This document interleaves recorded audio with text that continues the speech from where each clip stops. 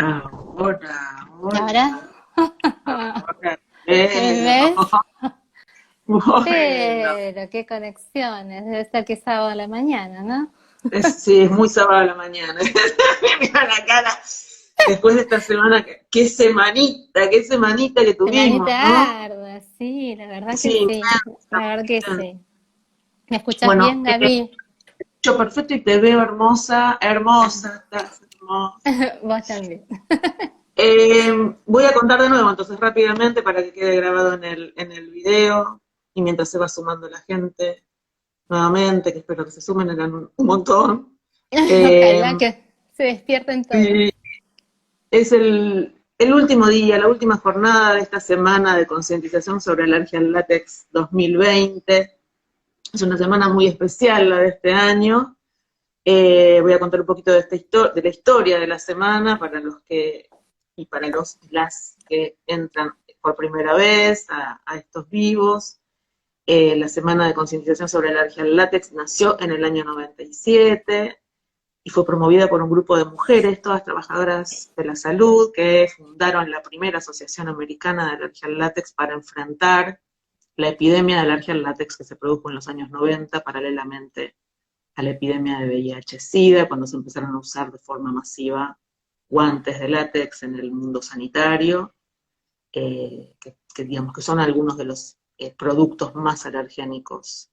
Y esto provocó la exposición masiva de un montón de personas que se fueron sensibilizando al látex y desarrollando la alergia después, en algo que se llamó la epidemia de alergia al látex. Con el paso de los años, estas mujeres se dieron cuenta de que la única manera de hacer prevención, de que se cambiara algo, de conseguir que se cambiara algo, era difundiendo, educando, promoviendo, y nace la semana de concientización, que cada año va cambiando de tema. Y este año, debido a la pandemia por COVID, que nos llevó de nuevo a un uso masivo de guantes de látex en el mundo sanitario, pero no solamente en el mundo sanitario, sino en el cotidiano, digamos, en la comunidad, todas las asociaciones de alergia al látex de los distintos países tenemos la preocupación de que se vuelva a producir una segunda epidemia de alergia al látex, ya no solamente en el personal de salud, sino en toda la comunidad. Y entonces el tema de este año es un poquito volver a las fuentes y es conociendo la alergia al látex para contarle a la comunidad de qué se trata esta patología, todas sus caras, es una patología muy compleja, digamos, no solamente una condición, digamos, la llamamos la enfermedad por látex porque tiene muchas caras, muchas aristas, muchas facetas, y, y bueno, este año decidimos empezar a difundir nuevamente desde el inicio para que la gente comprenda, entienda, aprenda, prevenga, se proteja y proteja a los demás. Eh, la fecha de hoy, como última jornada por la mañana, a la noche vamos a tener un último vivo, un poco más relajado, por ahí más descontracturado, pero este es bastante académico, científico. Hoy vamos a hablar de diagnóstico en alergia al látex para tomar conciencia acerca de los factores de riesgo, de la detección temprana, del diagnóstico precoz, de la afiliación en la historia clínica, de distintas cosas que ahora vamos a hablar con la doctora Verónica Sousa, de la responsabilidad de cada profesional de la salud a la hora de sospechar y derivar al especialista en alergia y conocer los métodos diagnósticos. Y para eso, bueno, estamos nuevamente con Vero, con la doctora María Verónica Sousa, que es médica, pediatra, especialista en alergia e inmunología. La doctora Sousa es miembro titular de la Sociedad Argentina de Pediatría y es miembro titular de la Asociación de Argentina de Alergia e Inmunología Clínica, y además es médica de planta del Hospital de Niños Pedro de Elizalde, ex Casa Cuna, en la unidad de alergia, en donde trabaja con un equipo que, que la verdad que es uno de los equipos que más trabajan en la prevención de la alergia al látex y en la educación en alergia al látex, ¿no?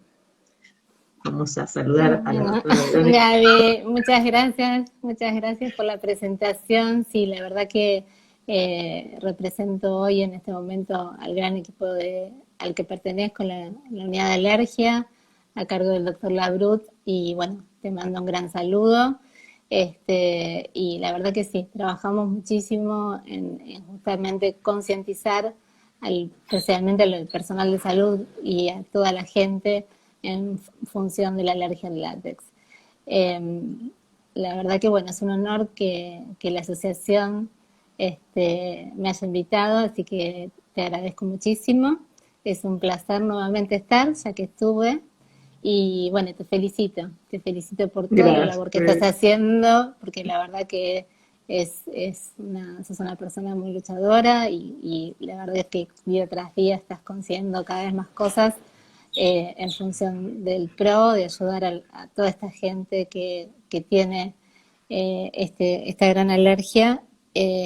Así que bueno, te agradezco en representación de todos. A ti. Vos sabés que yo me quedé pensando, ayer tuvimos un Zoom Sí. con el Hospital Italiano, con el Comité de Alergia al Látex del Hospital Italiano, que está, que los, digamos, llevado adelante por el doctor Claudio Parisi, que es alergólogo, que es el jefe de alergia del Hospital Italiano, y ayer estuvo también la doctora Soledad Ferré, que es del servicio de anestesiología del hospital, y fue una charla para la comunidad que fue muy rica, que está grabada si la quieren ver en el canal de YouTube. Yo la subí al canal de YouTube de la Asociación Argentina de Alergia al Látex, en donde están subidos todos los videos de esta semana y los del año pasado también, que son los testimoniales, que también son muy ricos, digamos, para que la gente conozca un poco las caras de la alergia al látex, ¿no? ¿Qué pasa? ¿Qué le pasa a la gente? Pero ayer la verdad que nos quedamos cortos, y eso que estuvimos un montón, 1 hora 20 creo que duró la sesión.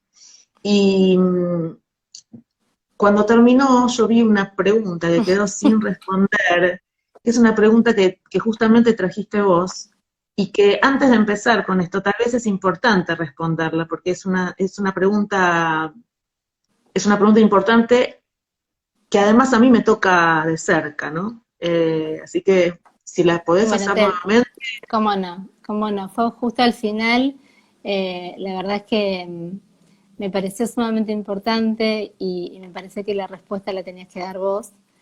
Tiene que ver con una paciente mía de 22 años que es estudiante de odontología y me planteó que tenía un síntoma, me plantea que es alérgica en sí, a pólenes y entre otras cosas en el interrogatorio. Surge que es alérgica, en realidad ella me dice que sangra cada vez que usa preservativo. A partir de ahí le hago el diagnóstico alergia al látex y mi pregunta es, tristemente tenía que escuchar que le encantaba odontología, y mi pregunta es, ¿qué le aconsejás? ¿Qué le aconsejás a ese estudiante de odontología que estaba en segundo año, pasando a tercero, y que realmente me estaba diciendo esta patología que tenía tan importante, ¿no? A ver, qué difícil es aconsejar, Muy difícil. porque muy difícil es aconsejar. Nosotros, a ver, yo soy odontóloga, quienes conocen la asociación saben que esta presidenta no es médica, es odontóloga. Eh, y estoy casada con un odontólogo. Ambos tenemos alergia al látex de tipo 1, que bueno, después la doctora Sousa va a contar qué es. Eh, ¿Qué es la alergia al látex propiamente dicha? ¿Qué es la alergia al látex que está mediada por anticuerpos específicos y que puede provocar reacciones alérgicas y anafilácticas? Y que los odontólogos tenemos una gran prevalencia de sensibilización por látex porque usamos guantes de látex y productos de látex, no solo guantes de látex, digamos, Gomadique, digamos, usamos muchos productos de látex o que contienen el látex desde el inicio de la carrera. Digamos, la evidencia científica demuestra que a lo largo de la carrera los alumnos de las facultades de odontología de distintas partes del mundo se van sensibilizando y que en primer año la prevalencia es de un 0%, de un 1%, si alguno ya entró con sensibilizado, pero que ya en segundo año hay un 3%, y en tercer año un poquito más, y egresan de la facultad entre un 6 y un 10% de prevalencia de sensibilización. Y esto hace que empiecen la vida laboral después, si van a seguir exponiéndose al látex, que empiecen la vida laboral con un factor, digamos, ya el factor de riesgo existe, ¿no? Pero con un riesgo muy importante, porque los odontólogos usamos, digamos, cada práctica odontológica es imposible de realizar sin tocar al paciente con nuestras manos enguantadas. Y usamos guantes de látex alrededor de 40 horas semanales promedio. Digamos, vamos de una clínica a la otra, o si trabajamos en un hospital a la mañana y a la tarde en el consultorio, nos ponemos y sacamos guantes muchas veces por día, y si son de látex y tienen polvo, se aerosoliza el polvo que tiene adentro los guantes, y entonces lo inhalamos, además de que esté en contacto con nuestra piel, y lo inhalamos y está en contacto con nuestras mucosas, digamos, con las conjuntivas oculares. O sea que estamos muy, muy expuestos, no solamente en los odontólogos y las odontólogas, sino también todos los trabajadores de la odontología, las asistentes dentales, los asistentes dentales, los técnicos de laboratorio, los radiólogos, digamos, todos. Entonces, ¿qué consejo se le puede dar? Yo empecé con síntomas, realmente no sabía que era alergia al látex, tuve muchos síntomas durante la carrera, empecé muy temprano. Empecé la facultad en el año 88 y me diagnosticaron recién en el 97, o sea, 9 años después, pero a lo largo de los años cada vez iba avanzando los síntomas. Uno de los síntomas era justamente este que vos decís, no, yo no sangraba, pero tenía síntomas con los preservativos de látex, que fue mi primer órgano de choque, y hacía lo que parecían cistitis, que no eran cistitis, nunca eran bacterianas. Digamos, ahora vos vas a hablar de síntomas y signos, ¿no? Pero el consejo que se le puede dar a un estudiante o a una estudiante de odontología a la que le pasa esto es, primero, sus guantes tienen que ser, sus guantes, los que use, tienen que ser de estilo, y tiene que tratar de abogar por, por el colectivo al que ahora pertenece. En realidad pertenece porque es grupo de riesgo, pero ahora tiene alergia al látex, ahora pertenece a este colectivo, y tiene que empezar a educar, a convencer a su alrededor para que los demás, para que sus compañeros y sus compañeras también cambien esos guantes, porque por más que ella use guantes de nitrilo, si los que están a su alrededor siguen usando guantes de látex, ella está expuesta igual. Puede hablar con el centro de estudiantes para plantear esta situación, puede llevar esta inquietud al centro de estudiantes, a decanato, pedir que se comuniquen con vos, que sos su médica tratante, con la asociación para que podamos respaldar esta situación. Y hay otro tema que es, uno tiene una vocación, eligió una carrera. Yo te voy a decir lo que me dijeron a mí y a muchos de nosotros, nuestros médicos tratantes. Que es difícil, digamos, ser paciente cuando uno es profesional de la salud, ¿no? Digamos, ponerse en el lugar de paciente es complicado. No, no, Y por pero eso sí tratamos... es seguro que amás lo que haces, como yo puedo Además, amar lo que hago, entonces entonces es terrible. cuando te dicen, digamos, la respuesta en general es, mirá, si vos no podés evitar la exposición, lo que yo te tengo que decir es que te tenés que dedicar a otra cosa. Y cuando te Tremendo. dicen te tenés que dedicar a otra cosa, te clavan una daga.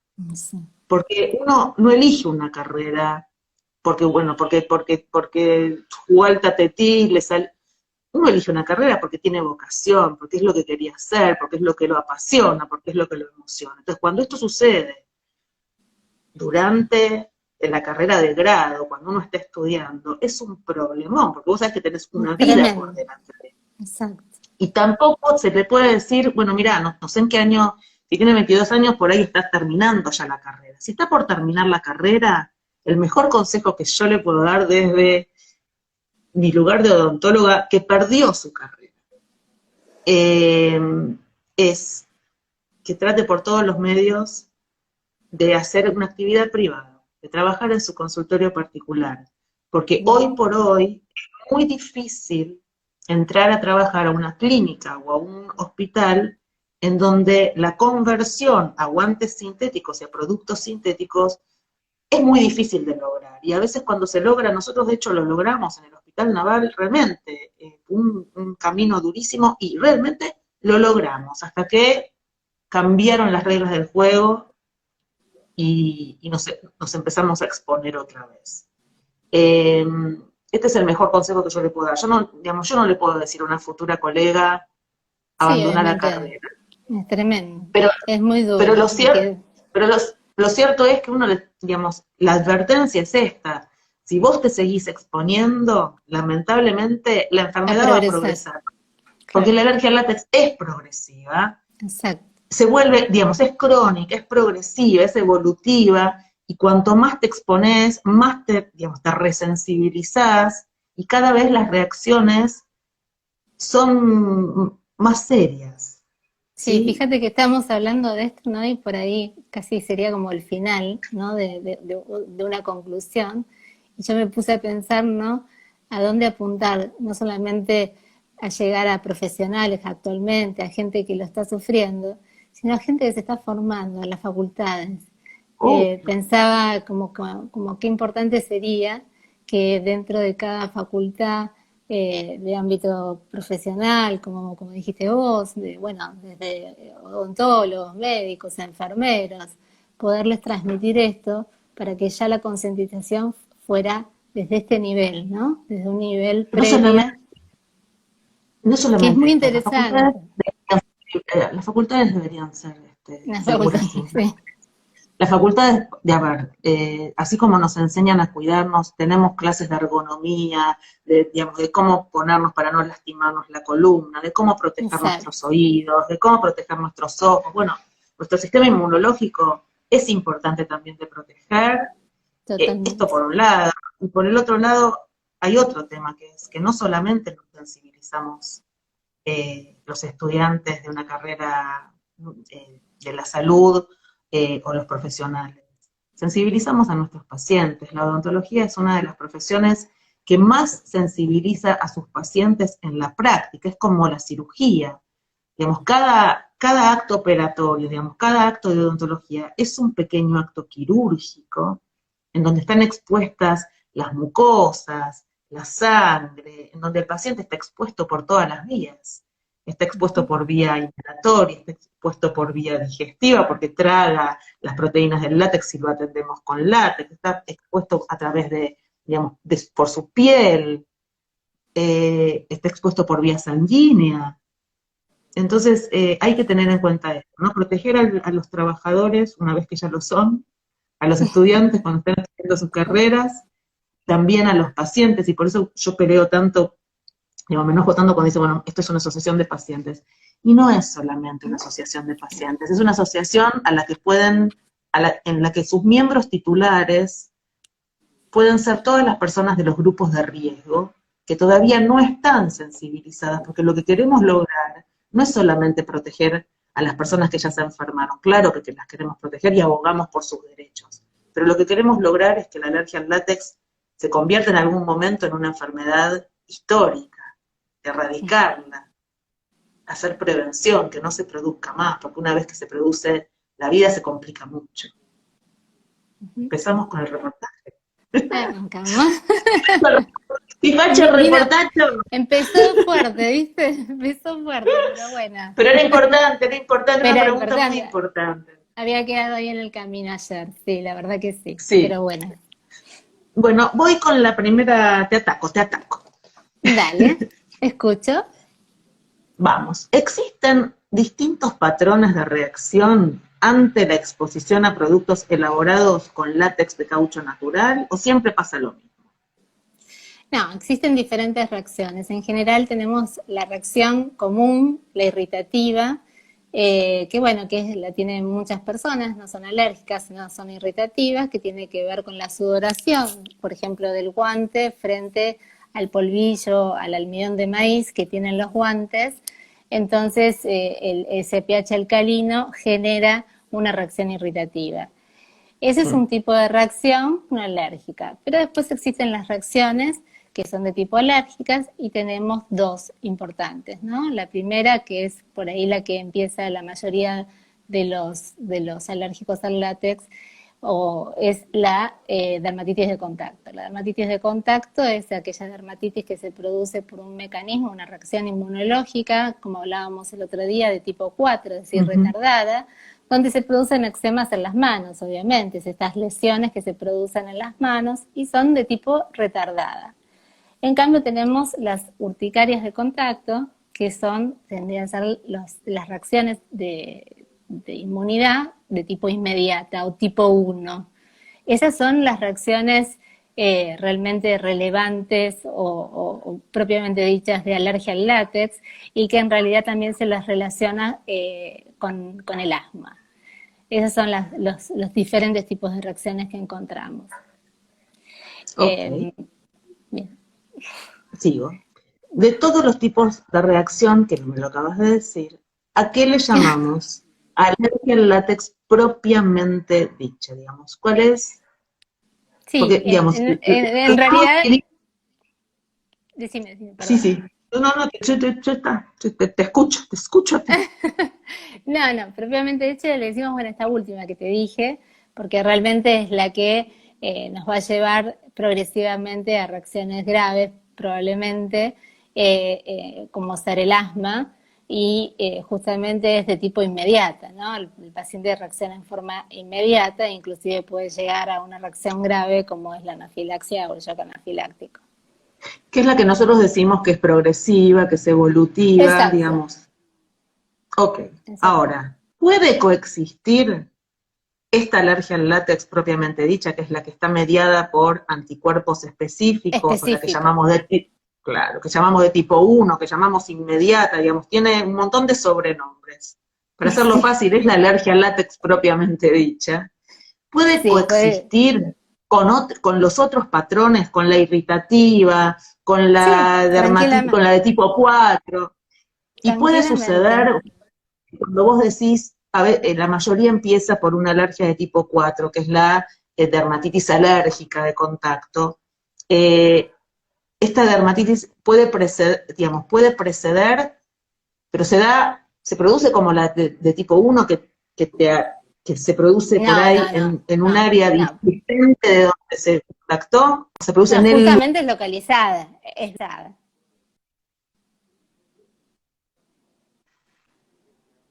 ¿Se me escucha? Ahora estás medio Ahí, ahí ahí está, está mi sí, conexión. perfecto, ¿Bien? perfecto, Ahí. perfecto.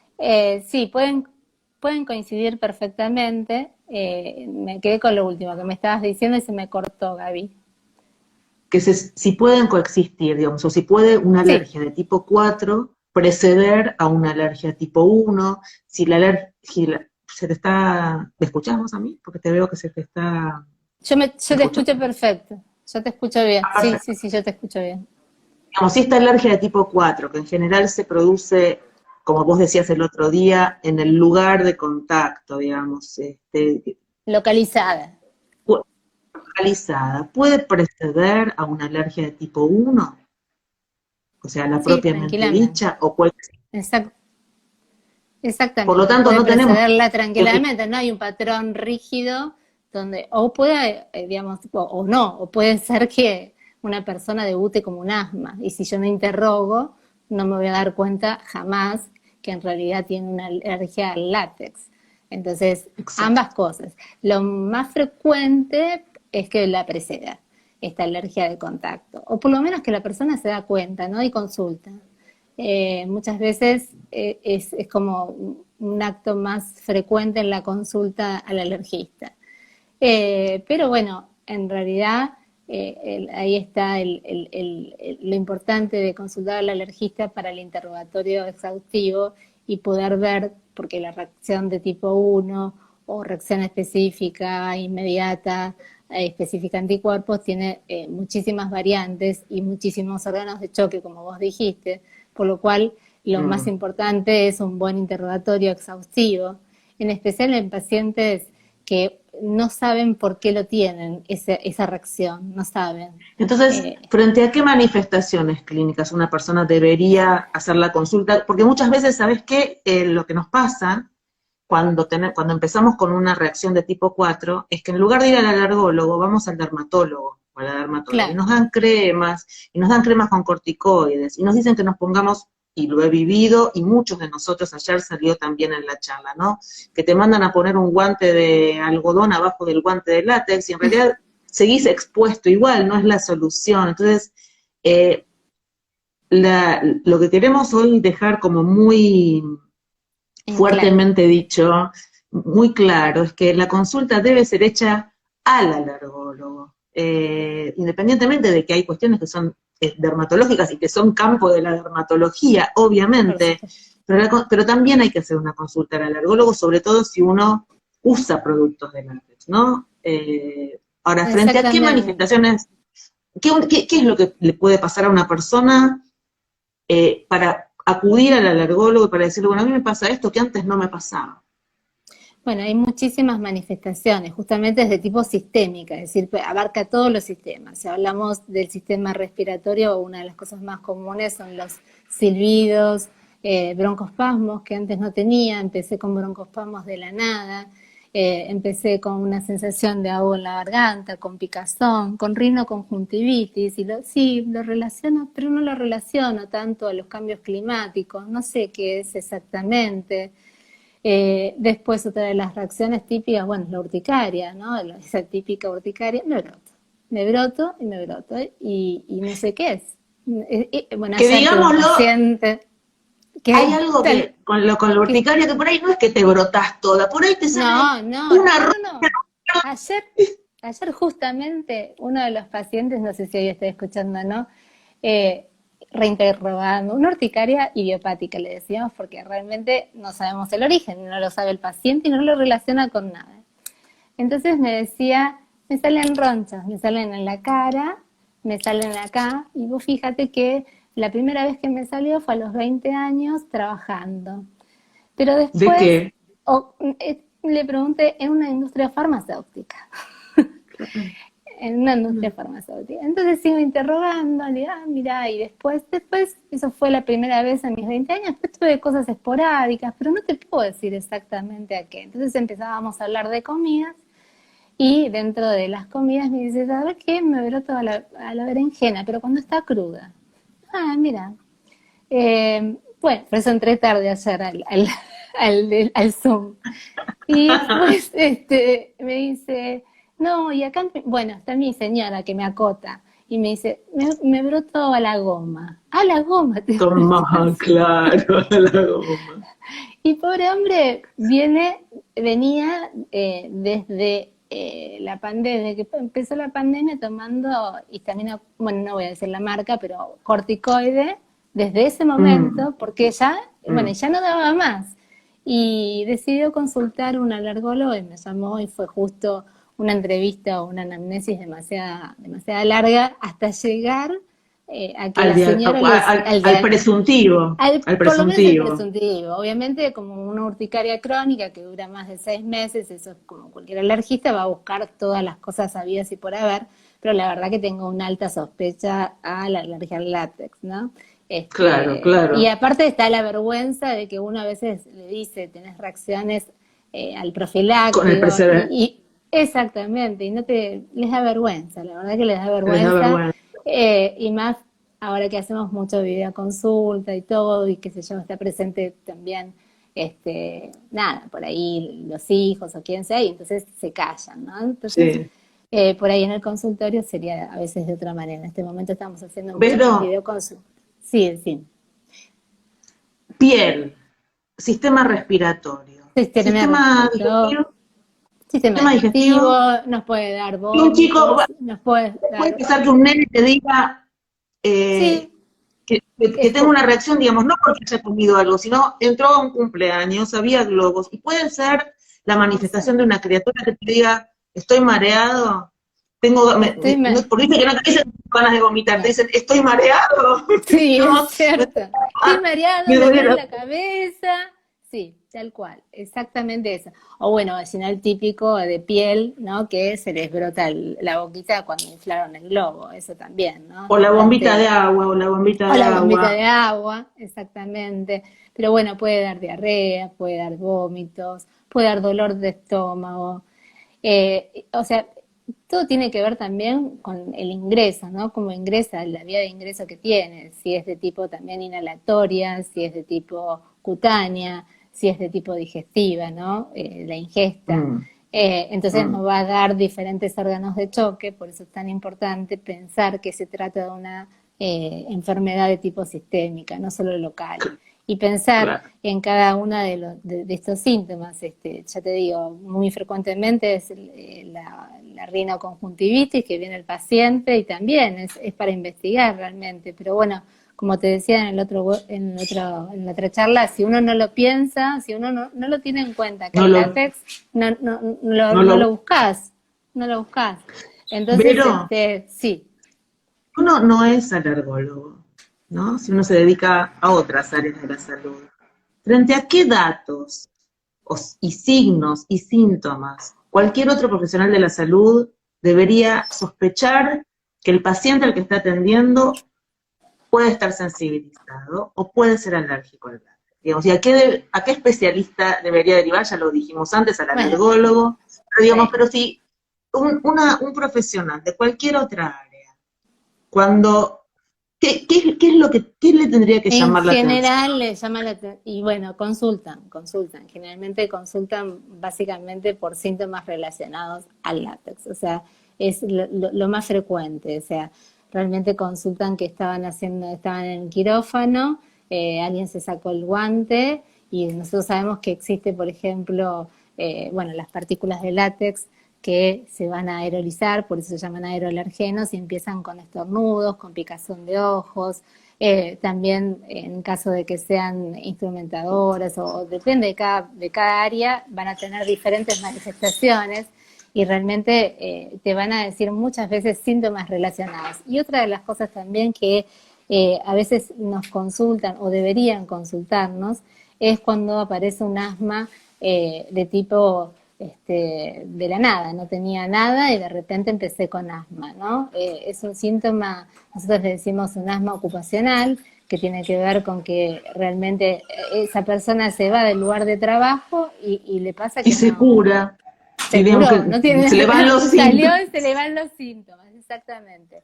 Entonces, bueno, es muy llamativo eso y eso nos hace alertar y tiene que alertarse esa persona y que algo le está pasando, que si en el lugar de trabajo le pasa y no le pasa cuando está saliendo, quiere decir que hay algo, que hay algún alergeno, ¿sí? Como hablábamos el otro día, en este caso el látex, hay algún alergeno que está haciendo que su sistema inmunitario, esté digamos, actuando exacerbadamente y provocándole rinitis, algún síntoma de los que hablamos recién. Vos sabés una Pero, cosa, en el año 2008 voy a contar algo, a hacer autorreferencial, que no me gusta en general, ¿viste? Cuando me dicen que dé mi testimonio, no, pero pero es muy esto es, bueno. pero esto es Los importante. En el test- año 2008 yo estuve todo el año con, entre comillas, neumonía. Y me trataban por la neumonía y ese año tomé no sé cuántas cajas de antibióticos, digamos, no voy a decir bueno, puedo decir levofloxacina, tomaba, a ver, fuerte, pero fuerte. tandas de 21 días, bueno, me mandaban a mi casa porque estaba con Bueno, neumonía. Yo en mi casa me curaba, volví al hospital y y te otra vez la enfermas. neumonía.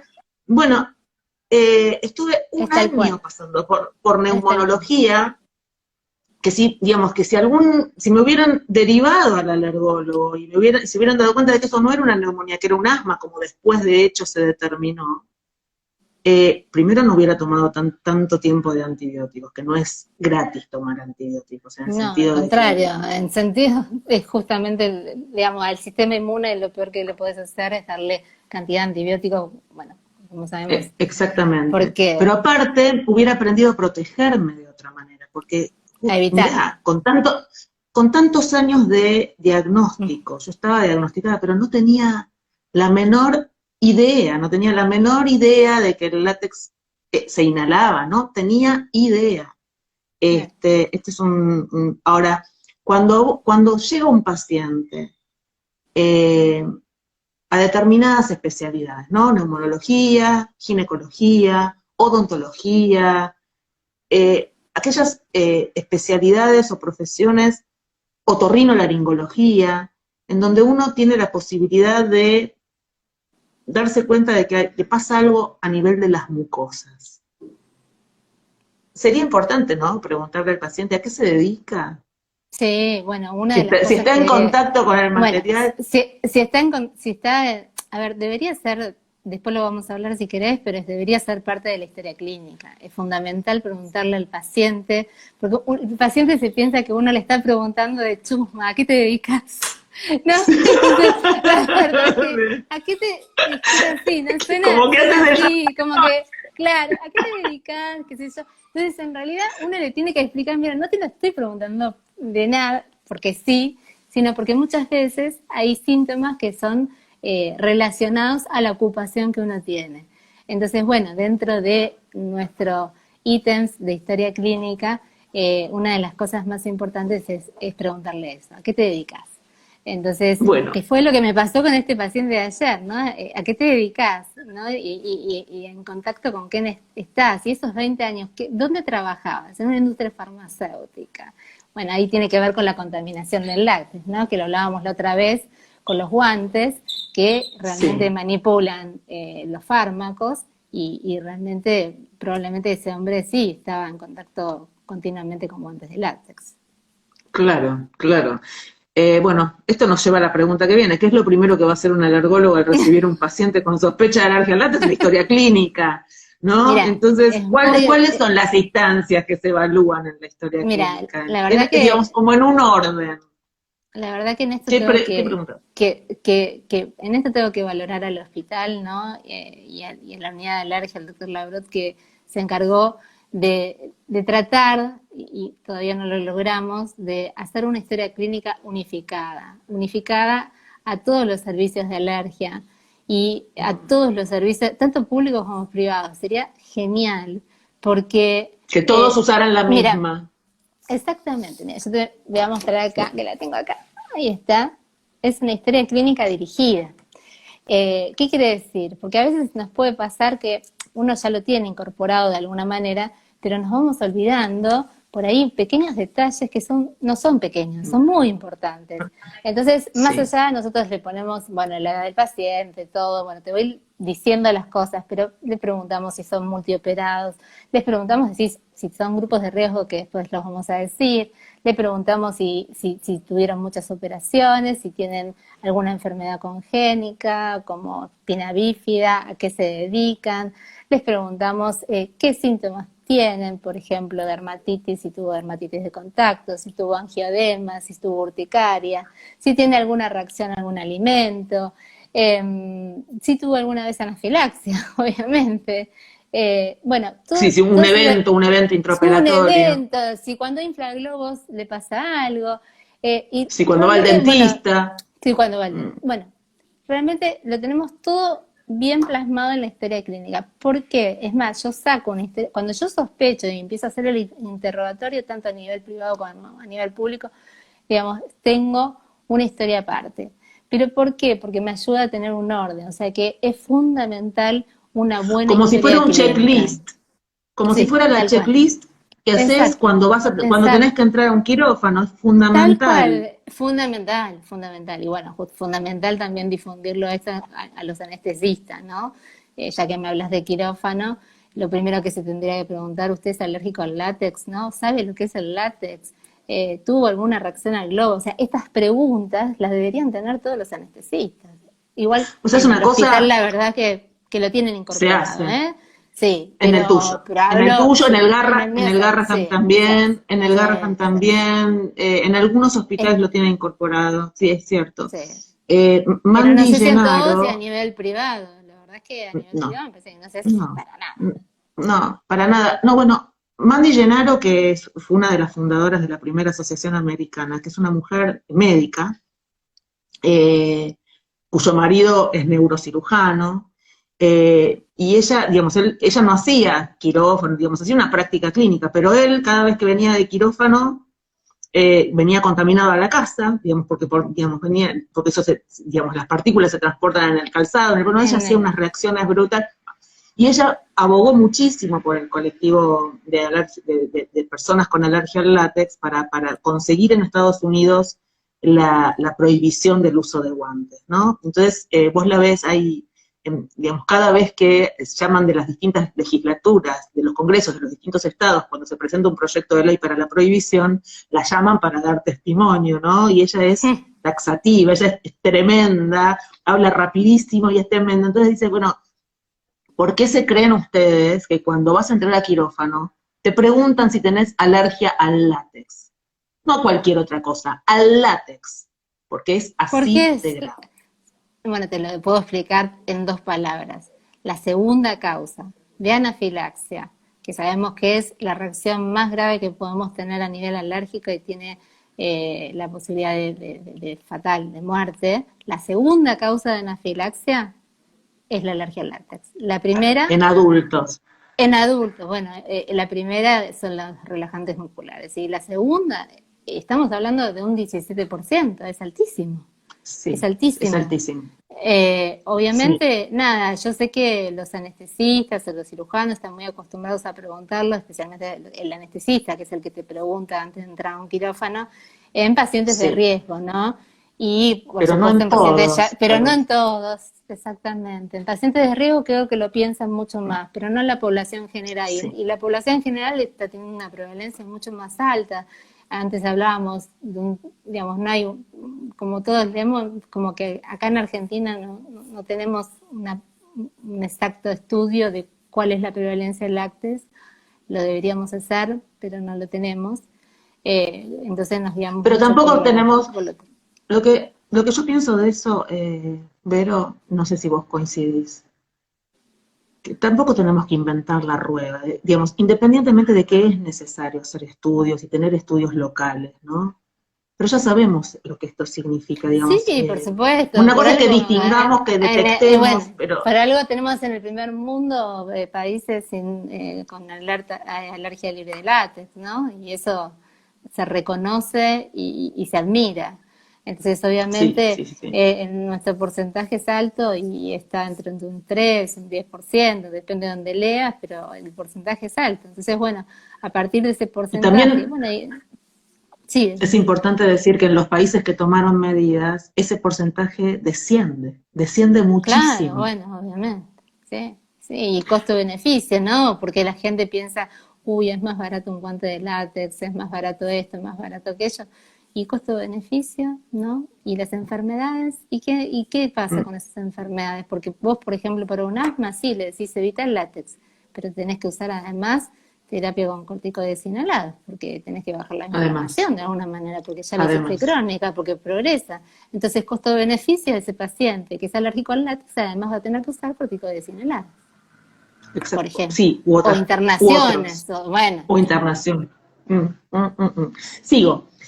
¿Es necesario que los síntomas hayan aparecido en la infancia o puedan aparecer en cualquier momento de la vida? En cualquier momento. No. La verdad que uno se sensibiliza y realmente hay una latencia, ¿no? Un periodo de latencia, un periodo de que, digamos, está dormida, entre que uno sensibiliza al látex y hace la alergia. Entonces puede parecer que yo me sensibilicé como este hombre que me habló de los ojos a sus 20 años. Y ahora ay, pobre, espero que no me esté escuchando. Si me está escuchando, le mando un beso a Raúl. Y nada, y me dijo, no, pero esto me pareció más a los 55 años. Así que en cualquier momento de la vida puede aparecer. Ok. ¿Cuáles son los grupos de riesgo de sensibilización y alergia al látex? Y acá voy a aclarar, cuando nosotros hablamos de sensibilización y alergia al látex, es importante que digamos que son los dos estadios de la misma enfermedad a la que llamamos alergia al látex propiamente dicha. Sin sensibilización no se desarrolla la alergia, ¿no? Y sin exposición no se produce la sensibilización, pero primero siempre es necesario que se produzca la sensibilización, como habías contado vos el otro día. El otro día que Sí, Bueno, entonces, ¿cuáles son los grupos de riesgo de sensibilización y cuáles son los grupos con mayor prevalencia de sensibilización? Dentro de esos grupos de riesgo, ¿cuáles tienen más prevalencia? bueno, el primer grupo de riesgo a nombrarte, el de mayor prevalencia, son el de espina bífida y bueno, que el otro día estuvo la doctora hablando muy bien sobre Rabasa, la doctora la doctora Rabasa, sí. Rabasa, y la verdad que dio una charla hermosa de cada una de las malformaciones que había. Pero Mm, bueno, mm. obviamente espina bífida, como bueno, cuando yo te digo que le preguntamos si es miel o meningocele, porque hay diferentes tipos de, bueno, para que sepa la gente si no escuchó, tiene que ver con el mal cierre del tubo neural, entonces esas personas pueden tener alguna patología, por ejemplo, no sé, como vejiga neurogénica, que es Motor, cuando no, claro, motora o vejiga neurogénica, entonces ¿qué pasa? Esas personas no pueden hacer pis y no están sondeadas en forma frecuente. Entonces, ¿qué pasa? Esas ondas, si no es de látex habitualmente, entonces están expuestas continuamente. Por eso se las considera, y además están expuestas a múltiples cirugías y desde el sí, nacimiento. Hoy, por suerte, sí. se tienen los neonatólogos, son uno de los que están más al tanto de todo esto y Son realmente sí aliados. saben, son unos grandes aliados y la verdad que Mm. están tan al tanto que reciben a los pacientes con guantes que no sean de látex, con un quirófano libre de látex. Pero la verdad es que no sé si es en todos lados. La verdad es que no sé si en todos lados, No, pero no bueno, sé si en el resto del país, porque digamos, en claro, uno está general hablando de sucede. una población que se comunica, pero la verdad es que no sé si en el resto del país, como decís vos, que es tan amplio, ¿viste?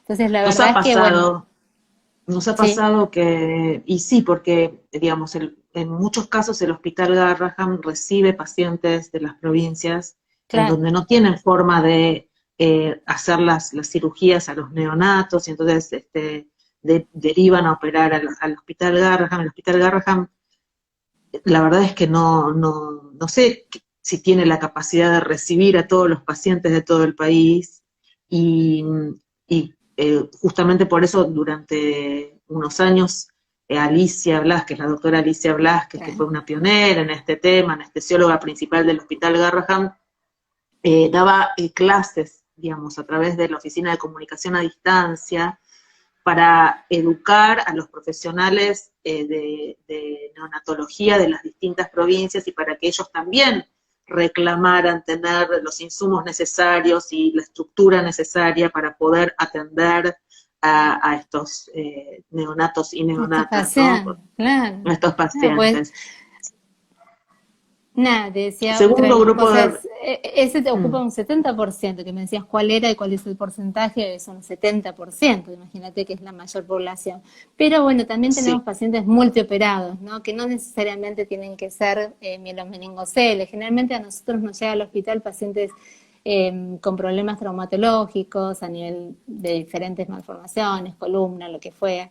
Y que, bueno, son multioperados. Nosotros hablamos de multioperados cuando tienen más de 5 cirugías. A partir de más de cinco Ujú. cirugías es como que prendemos las antenas de una manera terrible y pensamos automáticamente en el látex, ¿no? Está descrito así en muchos lugares. Entre 4 y 5 cirugías se la define como multicirugía.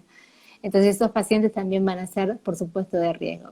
Bueno, después, por Que no supuesto, no siempre las sé, cirugías son cirugías mayores, a veces por ahí son, digamos, no, múltiples cirugías. bueno, odontología tiene cirugías, obviamente, y no sé si Sí, sí, está sí, sí. bajo anestesia total, pero bueno, es una cirugía, en No, fin. claro. Sí, sí, sí, sí, sí, sí. Y después, bueno, obviamente los trabajadores de la salud, ¿no? Ocupan un papel sumamente importante, por eso hablábamos antes bueno, qué importante sería hacer estas charlas o que estas charlas fueran llevadas también a cada una de las universidades para que ya Sí. los estudiantes vengan con otra cabeza, ¿no? Con otro chip, Con otro chip, este, total.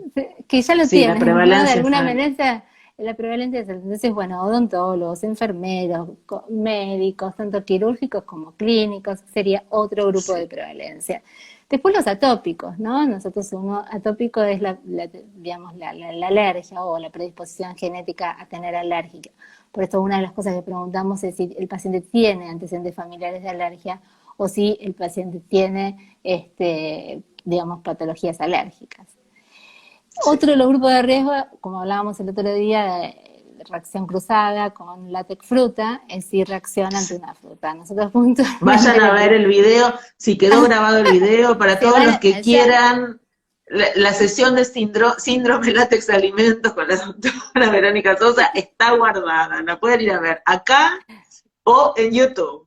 Exacto. Bueno, pero resumidamente, para los que no lo vieron, es como una reacción cruzada donde se comparten proteínas del látex con frutas determinadas, con un mismo IG específico, entonces reaccionan comiendo fruta.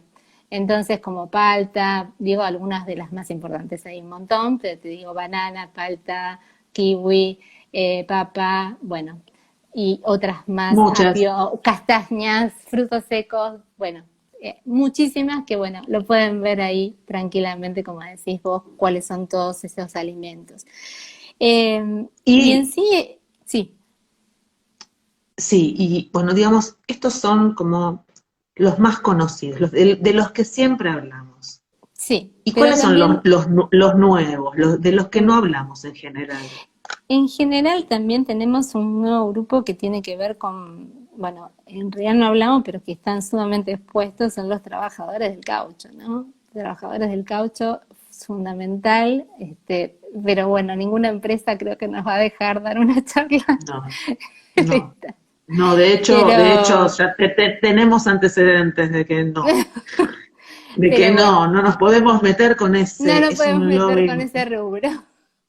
Pero bueno, la verdad que los trabajadores del caucho según otro de los grupos que está, son los peluqueros. La verdad es que los peluqueros también hoy están un poquito más ayornados porque se ve que muchos tuvieron reacciones y la verdad que yo cada vez veo por lo menos que usan sustitutos como de nitrilo, ¿no? Que son los guantes que... Sí, los negros, usan los negros ellos. Sí, generalmente usan los negros. Y después, bueno, manipuladores de alimentos y de fármacos, ¿no? O sea, que uno realmente, yo siempre digo, no puedo entender por qué, digamos, puedes usar una manopla, puedes usar otras cosas en lo que es alimentos. Igual el lavado de manos nunca va a reemplazar a un guante, porque con ese guante manipulas un montón de cosas y es hasta más peligroso porque es como una falsa protección, digamos, estoy protegiendo a los alimentos, mira que tengo como, no, lavate las manos y a mí me da más tranquilidad. Pero bueno, puedes usar un guante de polietileno, puedes usar una manopla, puedes usar otras cosas. Voy a decir algo antes en cualquier momento se nos va a cortar. Y como nos faltan un montón de preguntas, vos tenés un ratito más para poder terminar. Entonces, cuando se nos corte, invito a todas las personas que nos están mirando, que en este momento son 17, a unirse otra vez, porque vamos a hacer 2 vivos 2, que es un tema re importante. La verdad que es un tema re importante. Digamos, el cierre de la semana con este tema es súper importante. Quédense con nosotros. Si se corta, no se vayan. Manipuladores de alimentos y de fármacos. ¿Qué pasa, Vero, con la población geriatrizada? También, fundamental, la verdad, pobrecitos, así como en esta pandemia están dejados a un lado, bueno, intentan ponerlos en primer lugar, o intentaron, pero muchas veces no se logró, por eso fallecieron tantos ancianos. También esto es importante porque sí, las ondas no son de látex, todas las ondas son de látex, todos los guantes son de látex, no hay un estricto control absolutamente de nada. Que podrían ser de silicona, la verdad que las ondas deberían ser de silicona, muchas personas mayores están sondadas, digamos, casi permanentemente o durante mucho tiempo, y la verdad que las sondas deberían deberían erradicarse las sondas de látex que están en contacto directo con la mucosa, ¿no? El grupo de personas mayores geriatrizadas que los bañan con guantes, les cocinan con guantes, los cambian con guantes, están permanentemente expuestos, ¿sí? Sí. exactamente, sí. Y bueno, después, nada, después la población en general, el uso también de globos, ¿no? En donde hay cumpleaños, podríamos hacer tantas cosas como para cambiarlas, si cambiamos un poco la cabeza de la gente y si tenemos un poquito de ponerse en el lugar del otro, ¿no? De que puede haber otros chicos que tengan alergia al látex. O sea, yo siempre digo esto, ¿no? Y se lo transmito, bueno, en todos los órdenes de la vida, ponerse en el lugar del otro, tener una empatía con el otro y decir, bueno, ¿qué me pasaría a mí si soy alérgico al látex? Entonces, bueno, nada, uno a veces no interroga en el cumpleaños quién es alérgico al látex, pero bueno, en todos esos, No. ahora en todos los lugares, en vez de poner globos que hay de otros materiales, ponen globos de látex. En Y general sí, porque entonces, son los más baratos y coloridos y son lindos, pero lo cierto es que el globo trae sí, muchas complicaciones, no solamente por la sensibilización por látex, es súper contaminante del medio ambiente, digamos, va a parar a mares, ríos, se afecta a la fauna.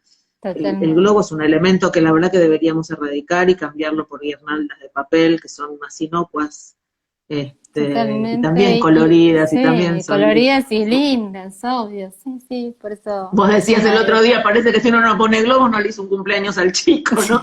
Pero, sí, pero sí, la verdad parece es que le que falta algo, pero la verdad es que no es necesario, la verdad es que, vos sabés nada, que la podemos, secretaria de la asociación, la secretaria de la comisión directiva, que es psicóloga, eh, Patricia Yuhwiding, dice, no puede ser, se enojaba al principio, antes de que tuviéramos personería jurídica y se enojaba y decía, ¿cómo puede ser un globo más importante que un chico?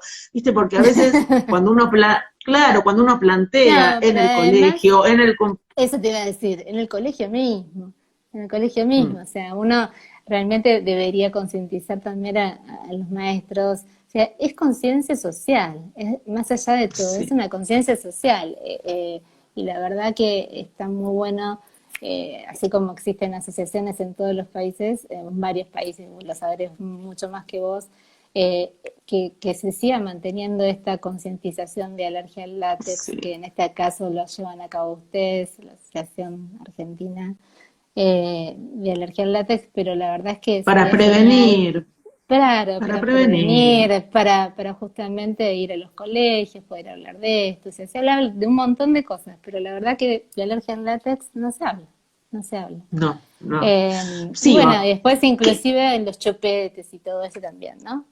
Que se usan desde un principio, hay chupetes látex, en la los población juguetes, infantil, sí. mm, Juguetes, mm, bueno, ya cada mm. vez hay menos de látex, ¿no? Cada vez hay menos. Pero Pero bueno, chupetes los y chupetes tetinas, sí. sí. Ah, sí, Mm. sí, sí.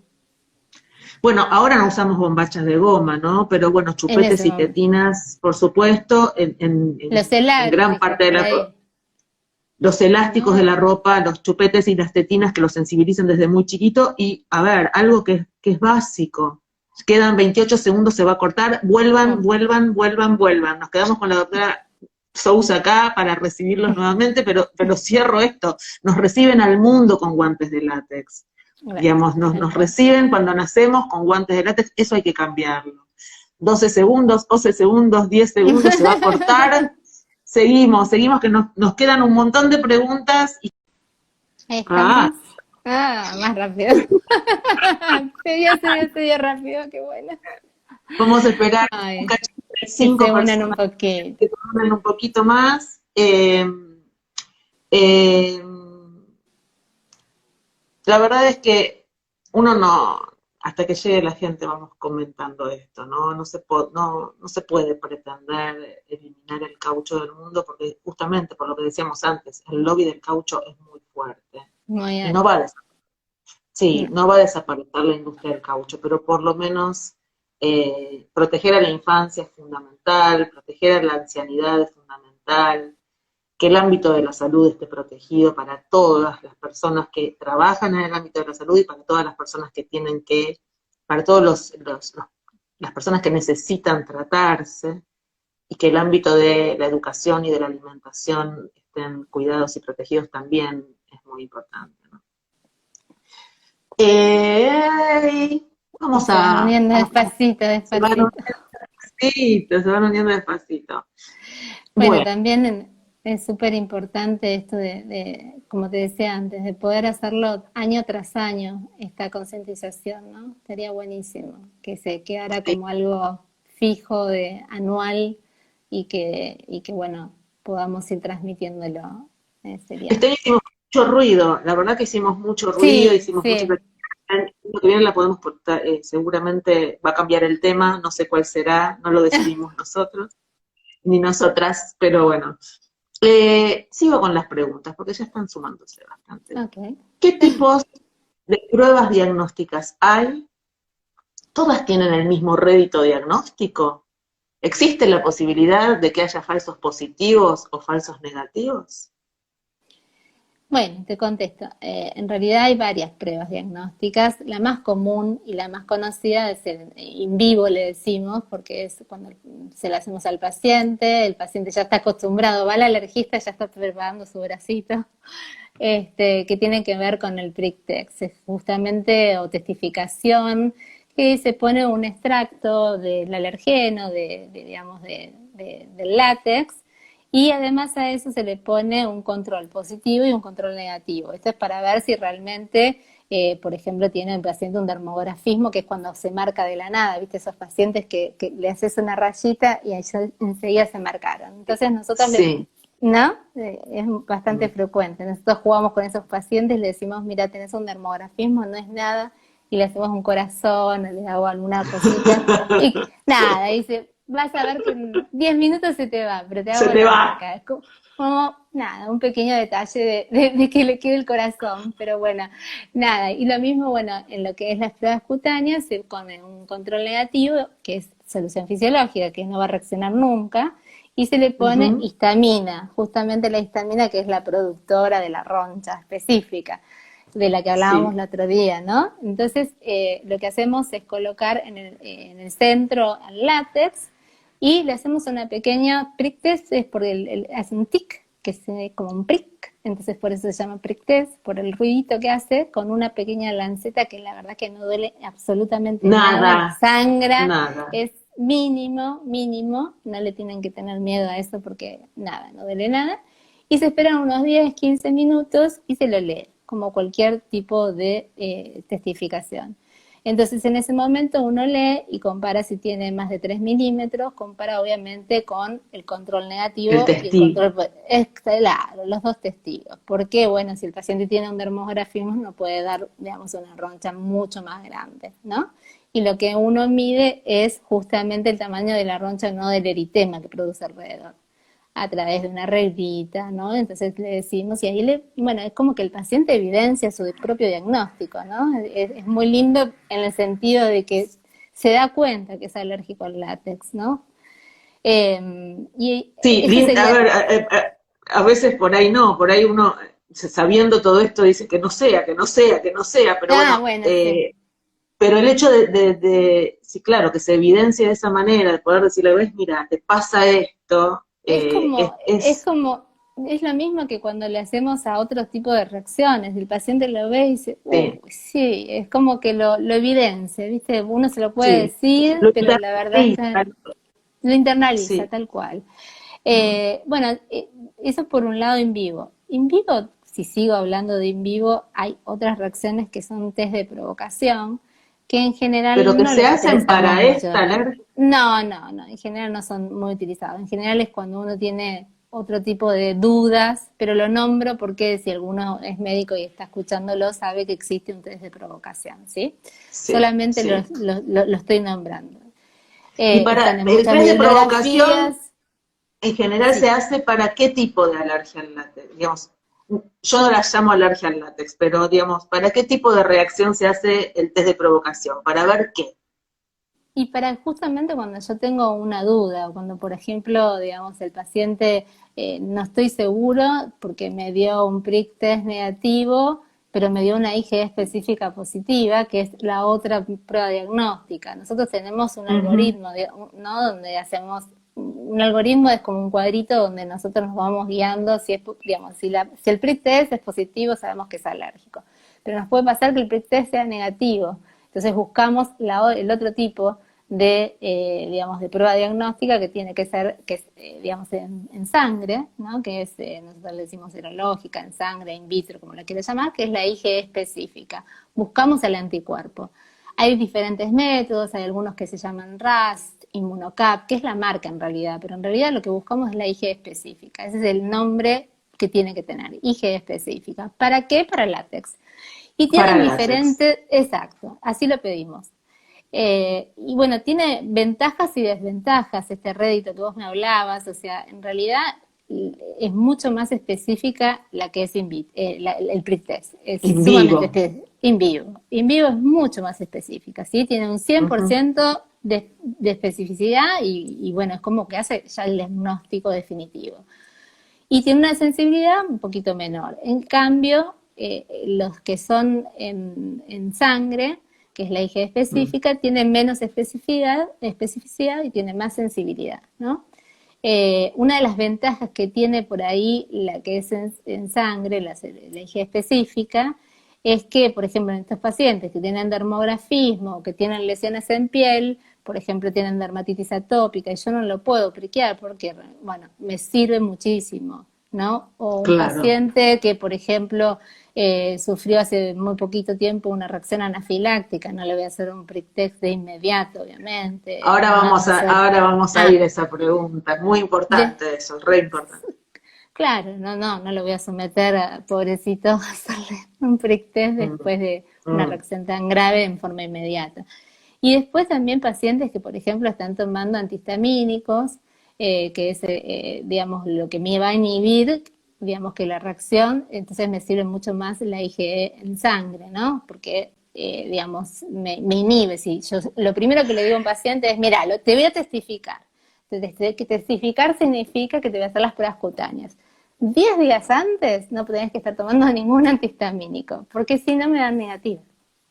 Claro. Entonces es lo que se le dice al paciente, ¿no? Porque son, digamos, me está bloqueando la posibilidad de tener el diagnóstico. Entonces esas son, Vero, digamos, ¿y qué pasa con un sí. paciente que que no puede respirar si no toma antihistamínicos? ¿Qué pasa con esa persona que necesita usarlos porque justamente tal vez está reaccionando porque en su lugar de trabajo está expuesto y no puede vivir sin tomar antihistamínicos? ¿Qué haces con esa Nadie persona? ¿Haces un nadie le IgE? pide, ¿Le haces un claro, RAS? sí, sí, le hago un RAS.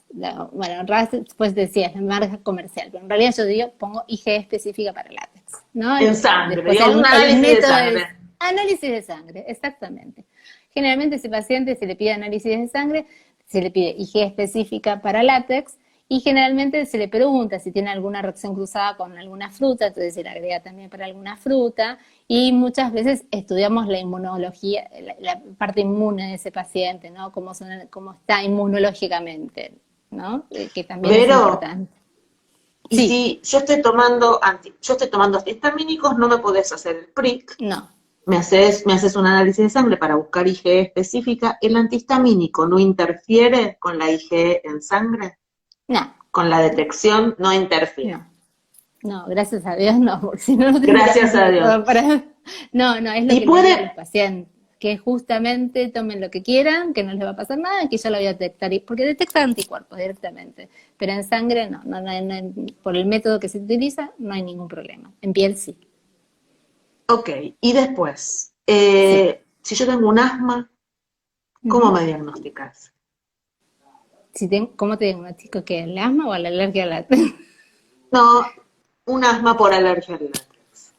Y en realidad primero tengo que interrogarte si realmente tenés un asma o no. En general lo hago en forma conjunta con el neumonólogo.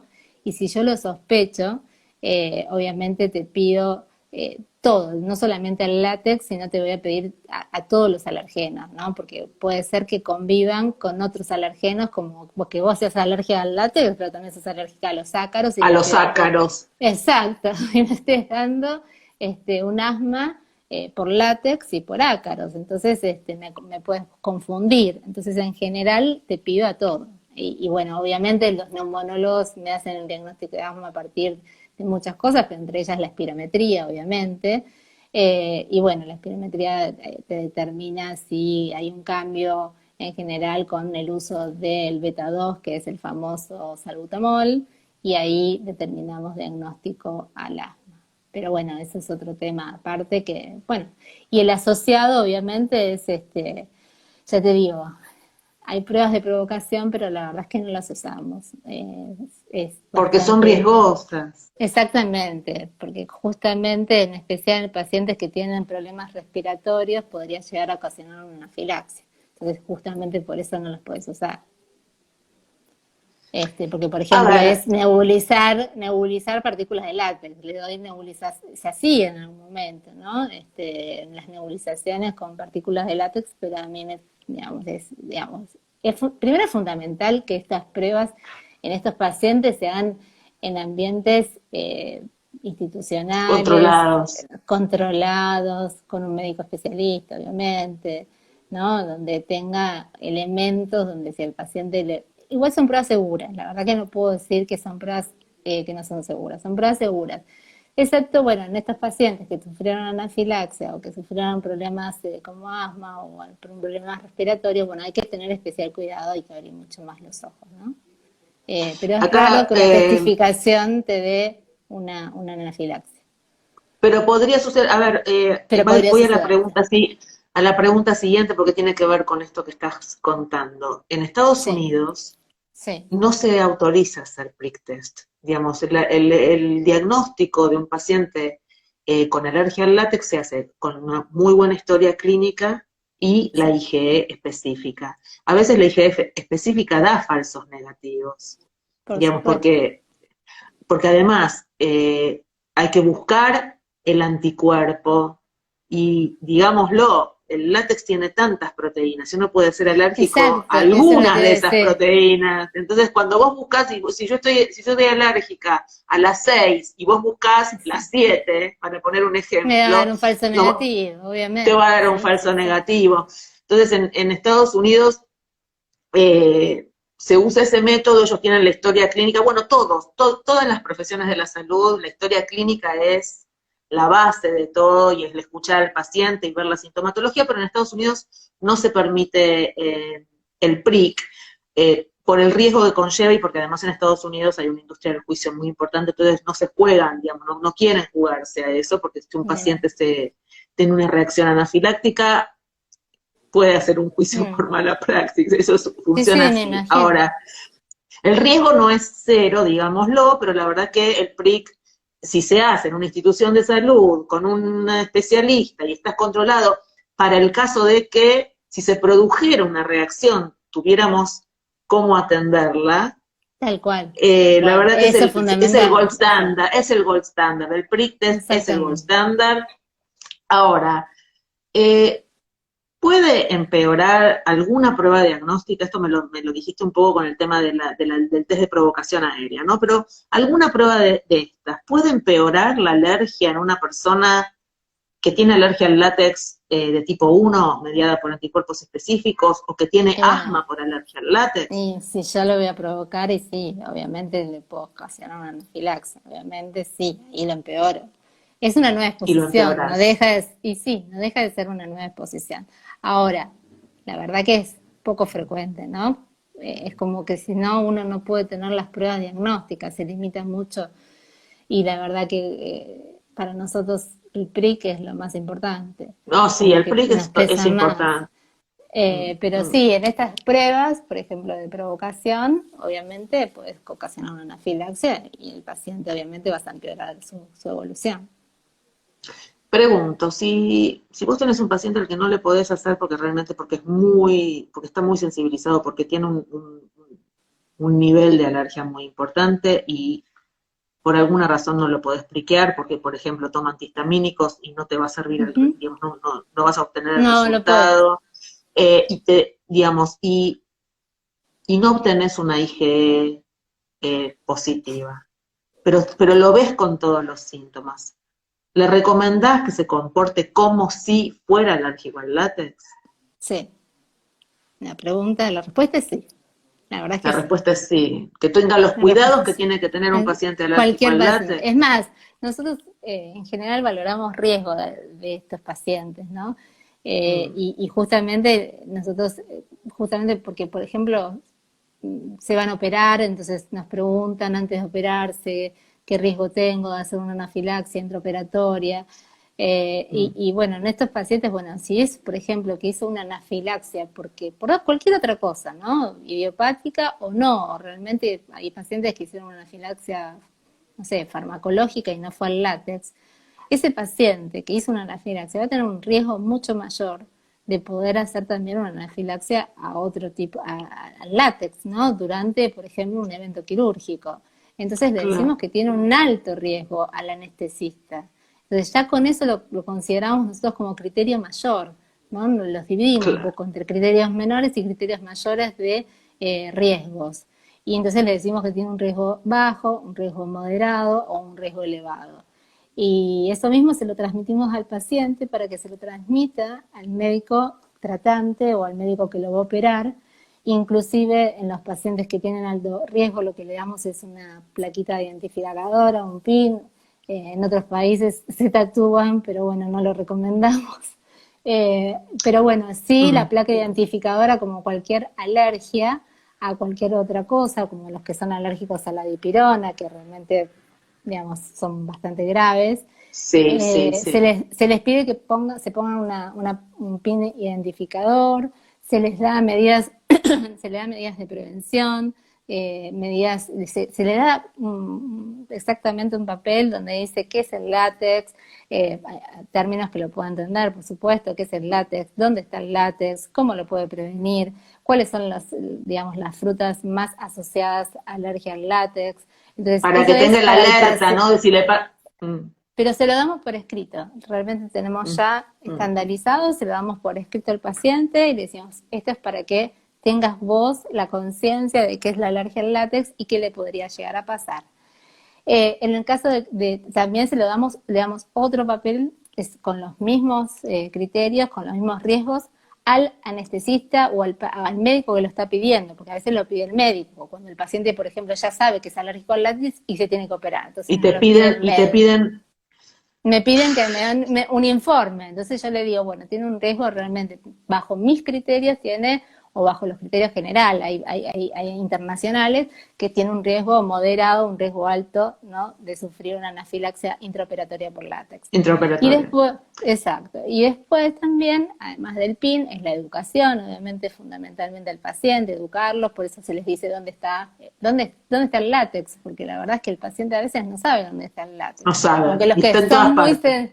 sí, aunque escuchás pacientes que son altamente alérgicos, sensibilizados, que lo huelen de lejos y te dicen que los huelen de lejos el látex, bueno, vos escapás directamente. Bueno, Escapo. nada, yo no me olvido más una charla que estabas dando en Argerich y no sé qué había aerolizado y empezaste a tener broncoespasmo. Así que sos una paciente altamente probable de que seas bueno, con un riesgo elevado, que tengas que tener la placa identificadora, que tengas que tener tu adrenalina autoinyectable, ¿no? Que hablamos el otro día, que tiene que ver Ahora para vamos, salvarla ahora viva. vamos ahí. Sí, Ahora vamos ahí. Pregunto, si pertenezco a alguno de los grupos de riesgo, pero no, digamos, soy profesional de la salud, pero nunca tuve un síntoma, pero soy grupo de riesgo porque soy profesional de la salud y estoy expuesta. O, sí. no sé, tengo extrofia vesical, pero me cuidaron desde que nací y no estoy sensibilizada y no soy alérgica al látex. ¿Me tengo que hacer igual un test diagnóstico o deberían tratarme con las medidas de prevención para sensibilización y alergia al látex? Digo, si En yo realidad, recibo un paciente en el consultorio odontológico y sé que ese paciente tiene extrofia vesical, con ese paciente, a ese paciente, además de todo lo que le pasa, ¿le tengo que pedir que vaya al alergólogo a hacerle un prick o lo tengo que atender con las medidas de prevención? no, en general no le hacemos un PRIC a ese paciente, lo tengo que atender con las medidas de prevención. Obviamente ese paciente va a venir a nosotros, seguramente derivado, por lo menos así es lo que pasa habitualmente en el hospital, cuando tiene que tener alguna intervención quirúrgica, cuando tiene que pasar por una circunstancia que lo puede exponer al látex. Pero en realidad si es de riesgo, por ejemplo, un multioperado, ¿no? o una malformación congénita, pero en realidad el personal de salud también lo es, y en realidad Claro, nosotros deberíamos tener, digamos, como decías vos, las medidas de de prevención, prevención. O básicamente. sea, no se hace, no se priquea en forma compulsiva, no se hace No, eso. no, no, para nada, no, no, no, no, no. Tiene que tener un criterio como para que yo priquee. Realmente si no tengo criterio para priquear, no tengo por qué priquear. Hago medidas de prevención. Básicamente son Hago medidas de medidas de prevención. prevención. Exactamente, sí. Siguiente pregunta, ¿algún medicamento, que ya medio me la contestaste, ¿no? Pero, ¿cuáles son los medicamentos que pueden interferir en el resultado de las pruebas diagnósticas? Y el más importante son los antihistamínicos. Está a veces un poco en duda los corticoides. En general nosotros le decimos que también, en realidad algunos dicen que no interfiere tanto como los antihistamínicos. El que más interfiere son los antihistamínicos. Así que, Incluso los sprays nasales, los y sprays que tienen antihistamínicos. en realidad, no es que, digamos, no se lo aconsejamos, porque tiene una mínima absorción. Es mínima, la verdad que es mínima, mínima, mínima. Pero básicamente les decimos los orales, ¿no? Los antihistamínicos orales que por lo menos entre 7 a 10 días no tienen que estar tomando ninguna medicación de este tipo, ¿no? De Bien, antihistamínicos. antes de hacerse las pruebas, ¿no? Exacto, Diagnósticas, obviamente. sí, Pregunta, ¿haber tenido una reacción alérgica de tipo 1, ¿no? Los sí, días previos a un test diagnóstico, ¿puede sí. influir en el resultado del test diagnóstico? En realidad puede influir solamente si tomó algún antialérgico. O sea, no es que Pero va a influir, suponte, sí. digamos, yo tengo que En realidad buscar tenés el todo un diagnóstico. proceso inflamatorio ya, estás en un proceso inflamatorio continuo. A ese paciente no le vas a hacer ninguna prueba, la verdad es que no, lo vas a esperar que se estabilice. Es muy difícil que yo, a lo sumo le voy a pedir la de sangre, pero no le voy a pedir, no lo voy a testificar, así te lo digo, no lo voy a testificar si hace Y, poquito que tuve cu- una reacción alérgica, no y lo voy cuando a yo tuve un shock provocar. anafiláctico, si tuve un shock anafiláctico intraoperatorio, ¿cuánto Sí. tiempo hay que esperar entre el shock anafiláctico y, digamos, porque yo tuve un shock anafiláctico, pero no sé a qué? ¿Sí? Tuve un Yo shock anafiláctico, pero no se sabe la causa del shock y hay que buscar la causa. ¿Cuánto tiempo hay que esperar después de que una persona tuvo un shock anafiláctico para se empezar tiene a que hacerle las pruebas diagnósticas? se tiene que estabilizar. Fundamentalmente el paciente tiene que estar estable hemodinámicamente, tiene que estar haciendo su vida normal, no tiene que estar tomando ninguna medicación, nada, básicamente tiene que estar estable, no hay un tiempo preestablecido. Hay pacientes que, a ver, convengamos que es un paciente que estuvo intubado, que estuvo reanimado, que estuvo, digamos, en una situación de alta gravedad, de riesgo de muerte. Entonces, obviamente no voy a hacerlo en forma inmediata eh, por ética profesional también, o sea, el paciente estuvo mal, muy mal. Entonces voy a esperar a que esté totalmente estable, a que esté sin ninguna medicación, que me inhabilite a mí alguna prueba, a que tenga ganas de exponerse, a que yo le haga las pruebas también, ¿no? Porque No, por ahí tiene quedó la mal. necesidad. No, o por ahí tiene la necesidad, por ahí tiene que volver a operar si tiene la necesidad de tener ese diagnóstico, ¿no? Bueno, en ese caso espero que esté totalmente estable. Espero que esté totalmente estable y sin ninguna medicación. Con que esté estable y sin ninguna medicación ya lo puedo, digamos, testificar. Vamos a hacer la prueba diagnóstica. Y cuando uno tiene una reacción anafiláctica y se produce la liberación de la histamina, digamos, se produce todo el proceso, no vamos a hablar ni de mastocitos ni de desgranulación, pero bueno, se libera toda la histamina. ¿Cuánto tarda? ¿Cuánto tardan las células en volver a tener esas, digamos, a tener como las vesículas llenas para que vos, al hacer el prick test, te dé un resultado positivo? ¿Entendés lo que pregunto? No, Eh, mucho, no. ¿A qué cuando, apuntas? A cuando, yo, ver. cuando yo tengo una reacción anafiláctica, se liberan Sí. todos esos gránulos que tienen la histamina y se produce la reacción. En realidad, Las a células ver, se vacían de histamina, es una pregunta, digamos, del ego, ¿no? Las células, ¿se vacía de histamina? Primero hay una cosa El, que es importante, espera, que lo voy a decir que tiene que ver con la anafilaxia. Existe una anafilaxia también retardada, ¿no? Que por ahí nunca se dice sí, mucho, que es entre las 24 y las 48 horas, donde el paciente, sin estar expuesto al alergeno, puede hacer una nueva anafilaxia. Así que ojo con esos pacientes porque tienen que una quedar segunda fase. internados. No es una Exactamente, segunda no fase. son. Es lo mismo una segunda fase que una anafilaxia retardada? ¿O son dos No, cosas no, no, distintas? no, no, una anafilaxia, digamos, retardada es esto que te estoy diciendo. No, no, no hay un alergeno que lo ocasionó y sin embargo Y vuelve a hacer pasa, la anafilaxia y dispara, claro, exactamente. Entonces en estos pacientes lo que tenés que hacer es dejarlo internado muchas veces 24 horas a 48 horas mínimo y por para supuesto observarlo. darle, observarlo, darle la adrenalina y absolutamente todo.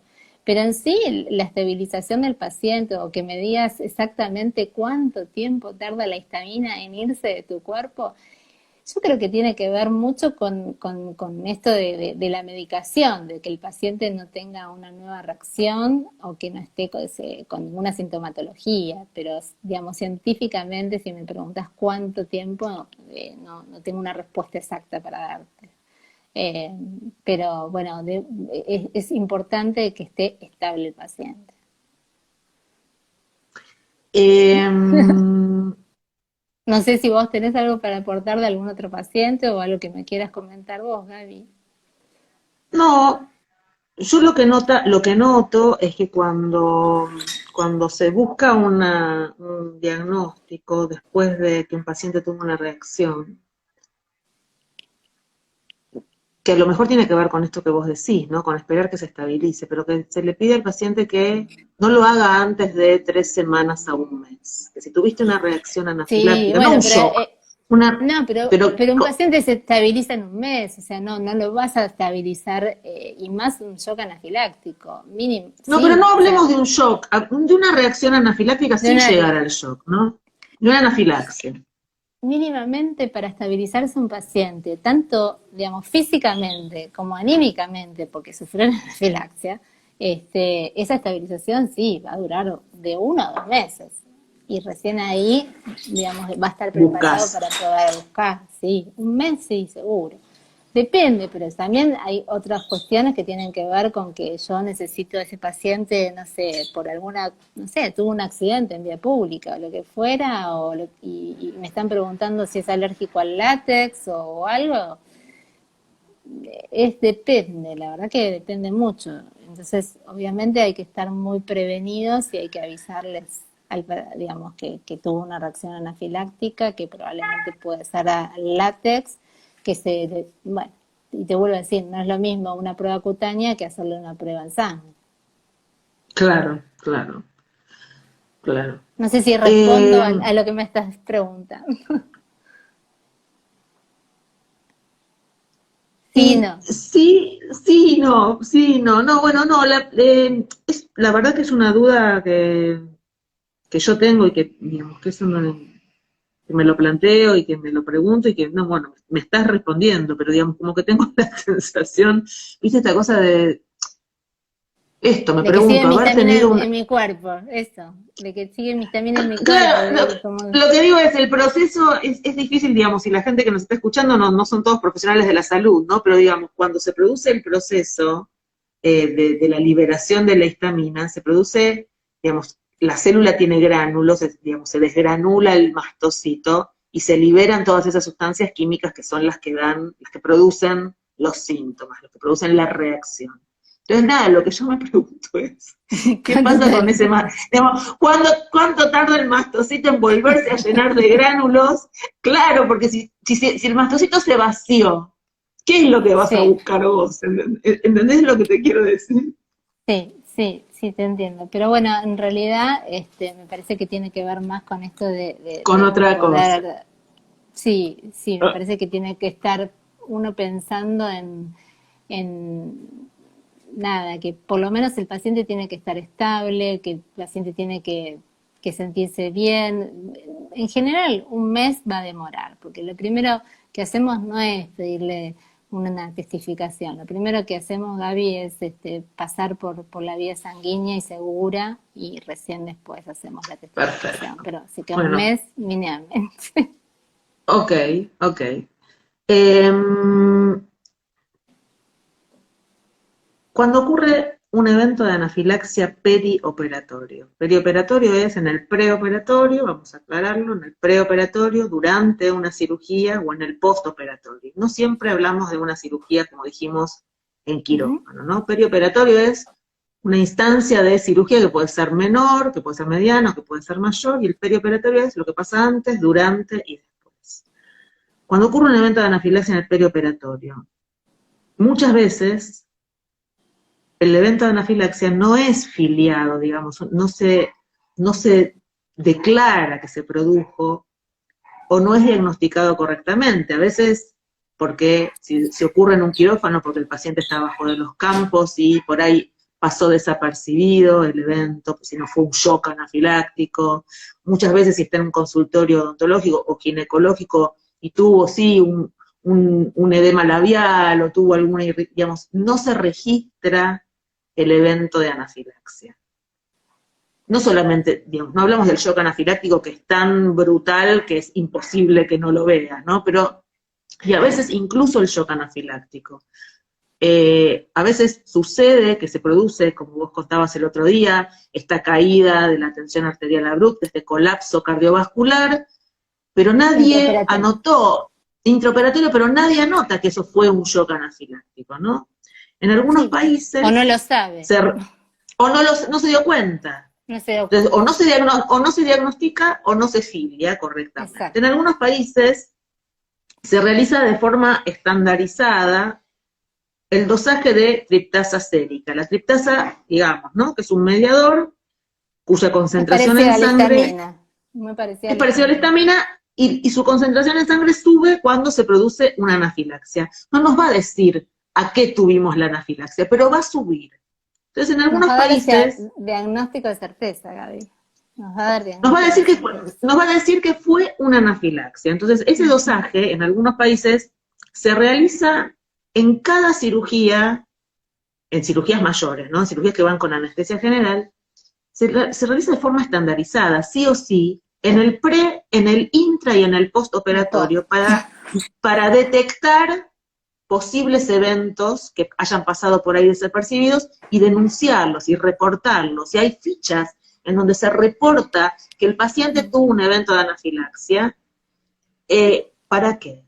Para después poder derivarlo al alergólogo para que busque la causa del evento. Exactamente. Sí, Ahora, en otros totalmente. países solo se analiza la concentración de triptasa en sangre si hay sospecha de anafilaxia. O sea, en unos se hace por música, pre, intra y post, basal, intra y post. En otros, si durante la cirugía se sospecha que hubo una anafilaxia, bueno, se realiza el dosaje de triptasa, que tiene digamos, minutos determinados para hacerse. Entonces, si bien la triptasa no nos indica cuál fue el agente causal, no nos dice, bueno, fue por látex, fue por el antibiótico, fue por el bloqueante neuromuscular, no nos dice, pero nos dice que hubo una anafilaxia. La doctora Verónica Sousa considera importante que se dosifique la triptasa como argumento diagnóstico y como incentivo para realizar la evaluación alergológica que es tan frecuentemente tan descuidada, ¿no? Por supuesto, por supuesto. Es más, lo estamos pidiendo en el hospital. Lo estamos pidiendo. La verdad que es fundamental esta cosa de duda de si hubo una anafilaxia intraoperatoria, si lo premedicaron, y entonces están en duda de que si, es fundamental. Lo que pasa es que lo que tiene la triptasa es que es como la histamina, esta sustancia tiene una vida media cortita, dura, digamos, está en el cuerpo muy poquito tiempo, ¿no? Hasta Muy casi poquito. 2 horas. Entonces, si vos no la dosas en forma rápida, tanto a nivel intraquirúrgico como fuera a nivel, o sea, te vienen pacientes. En ese caso, yo muchas veces lo que hago, ¿no? Es pedir triptasa basal. Y Eso.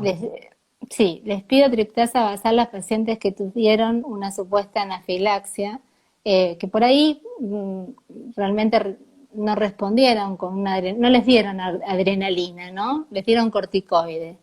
que Sí. me pasó con varios pacientes. Entonces, sí, bueno, y también no saben qué fue realmente, entonces hablamos de ese día, bueno, qué hiciste, qué comiste, qué estabas haciendo de ello. Bueno, en esos pacientes, yo lo trato como anafiláctico. En primer lugar, le doy todas las indicaciones, le doy digamos, el EpiPen, bueno, digo la marca, como dijimos, hay una sola en el país. Sí, hay una sola. Así que le doy, le explico cómo se la tiene que aplicar, le explico en las mismas medidas para que la lleve al colegio. La verdad que hay colegios que lo aceptan, hay colegios que no. En muchos Es lo que colegios ayer se lo hablábamos del hacen plan de acción, ¿no? El plan de acción, darle al exactamente, paciente escrito un todo por plan de escrito. acción. Exactamente. Y le pido triptasa basal. La verdad que le pido triptasa basal. ¿Por qué? Porque si tuviera un nuevo episodio, yo podría decirle, le digo al paciente, por favor, si te pasa lo mismo, pedí una triptasa. No sé si se la van a hacer. La verdad es que a veces pasa que en la urgencia no se la piden, no se la hacen, no es lo mismo a nivel público que por ahí no está el recurso, pero sí le pido una triptasa basal. Y entonces lo que Pero, puedo ver es si hay ¿qué? una diferencia, Aclara, ¿no? aclara qué Sí. es una triptasa basal. Es una triptasa cuando yo estoy bien, no tengo nada. Una triptasa O sea, donde un vos valor que mandás me da sin, X, un valor X, me da ese valor y es a nivel basal, o sea, yo no estoy sufriendo ningún episodio de anafilaxia en este momento. Entonces, bueno, dentro de cuando tengo un paciente que tengo una anafilaxia, generalmente son idiopáticas, o sea, de origen desconocido, o por ejemplo, se fue a vacunar y a las 2 horas de vacunarse me ha pasado varias veces, ¿no? Que igual lo tengo que decir que lo denuncie porque puede ser algo de la vacuna o puede tener látex por las obvio, vacunas, ¿no?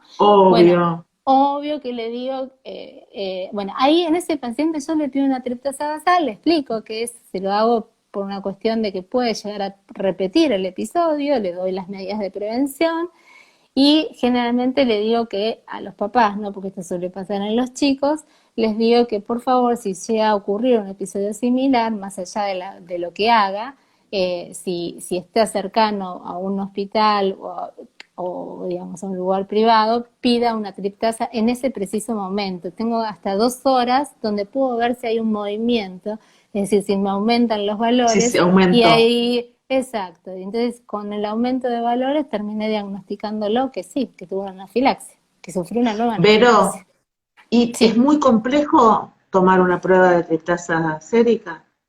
¿O en es que te general, sacan un poquito no, de sangre? te sacan sangre. No, Y no, es muy caro hacerla.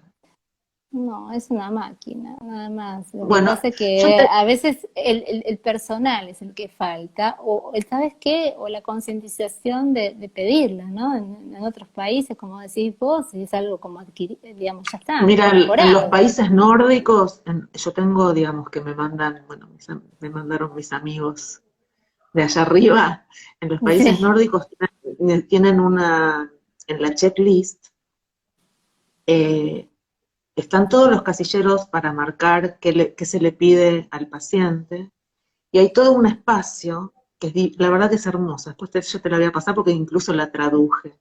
Se le piden los valores de triptasa cuando se va a operar, se le toma una muestra de sangre para saber cómo era su triptasa basal antes de claro. entrar al quirófano, se le toma independientemente de que tenga alguna reacción o no. En medio de la cirugía se toma otra muestra que se manda a analizar para ver si se elevó la triptasa durante la cirugía y post cirugía otra vez se vuelve a tomar Sí, eso para sería poder detectar fantástico. si sucedió algo que pasó desapercibido. Independientemente, ¿no? De que si hubo una Sí, reacción sí. anafiláctica, lo hacen, y lo hacen, bueno, a la media hora, digamos, tiene momentos de esa toma para ver cómo va evolucionando y Sí, porque tiene cómo una va a curva seguir, la cómo va triptasa, una tiene una curva, curva, exactamente. exactamente.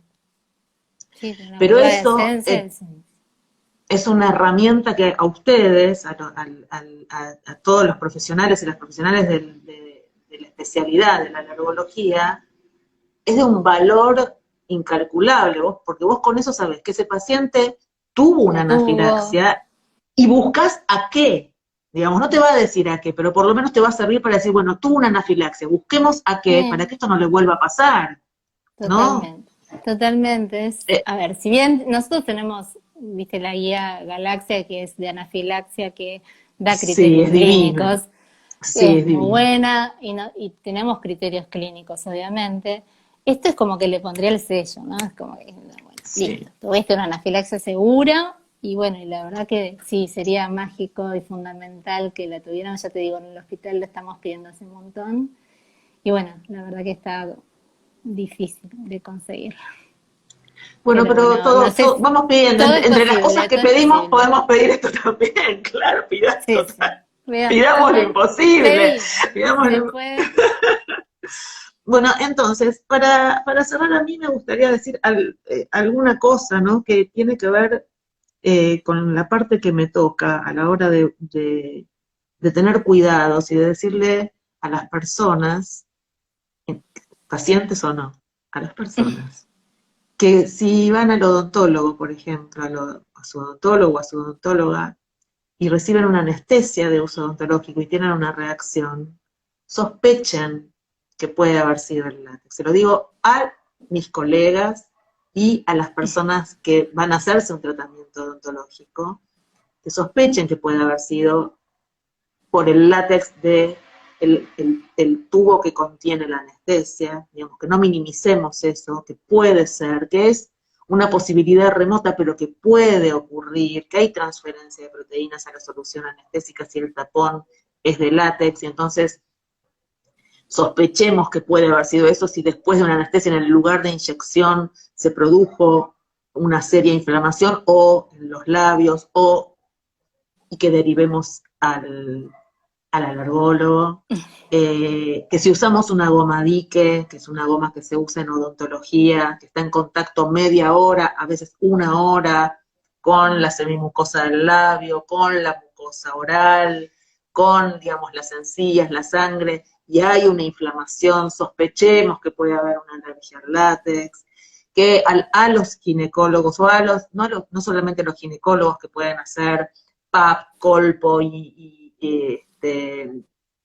eh, tactar o revisar con guantes de látex, que sospechen una alergia al látex, que sospechen una alergia al látex cuando las pacientes venimos y decimos que con los preservativos tenemos reacciones, que digamos, los técnicos o los especialistas, los médicos ecografistas, cuando hacen una ecografía transvaginal o transrectal, sospechen si se produce alguna reacción, hasta que por lo menos podamos cambiar, digamos, los materiales, hasta que se concrete la conversión, hasta que podamos usar Sustituir. preservativos libres, sustituir los cobertores de los transductores por cobertores 100% libres de látex, porque no sabemos qué pacientes van a estar sensibilizados y en qué pacientes podemos provocar una reacción. ¿Y cuándo? Los, ni cuándo. Los odontólogos no sabemos qué pacientes están sensibilizados y en qué momento se produce, que se desata de repente una reacción, cuando estamos usando guantes, cuando estamos usando gomadique, cuando estamos usando anestésicos, cuando estamos usando materiales, digamos, en la boca es un lugar eh, muy clave, ¿no? En la alergia al látex, porque ahí tenemos todo, tenemos piel, Te tenemos hago mucosa, tenemos líquido. un pequeño detalle. Los dermatólogos usan muchísimo guantes. Y realmente para intervenciones quirúrgicas, para usar Botox, para usar lo que sea, y hoy es que está tan en boga el tema de la estética, ¿no? Me parece Sí, importante también. No, no, no los muy nombramos tanto importante. y me parece muy importante. Muy importante, muy importante. Ojalá pudiéramos tender a una salud realmente sin látex para protegernos, para proteger a cada persona que viene a atenderse, eh, mucho a nosotros que estamos todo el tiempo metidos ahí adentro, respirando y inhalando y en contacto. Eh, y bueno, y de nuevo, fundamental no minimizar, derivar al alergólogo quienes no somos alergólogos, los pacientes cuando tienen, digamos, después de esto, si tienen alguna duda, pedir turno con un alergólogo, ir al Sí. alergólogo, preguntarle al alergólogo. Es importante también poner a la alergología en un lugar de mucha importancia, digamos, que no sea el último recurso que tenemos para diagnosticar a un paciente. Los alergólogos son investigadores, son detectives, y en este alérgeno en particular, que es, como vos decís, el alérgeno oculto, que yo le digo el enemigo oculto, Sí. Los únicos que van a poder diagnosticar, dar un diagnóstico confirmatorio, son los profesionales especialistas en alergología. Así que con esto te dejo la palabra para cerrar y terminamos este vivo. Ya estamos, dice Ya finalizar. estamos, dice Ya. finalizar. Bueno, beso. Muchísimas gracias. Muchísimas gracias a la Nos asociación. vemos a la Beso enorme. noche. Bye. Gracias. Nos vemos a la noche. Gracias. Te espero a la noche, a la noche, a la noche. Sí, sí, Chao, festejo. bueno, gracias. Chao, besote. Chao, chao. Gracias, gracias, gracias, gracias.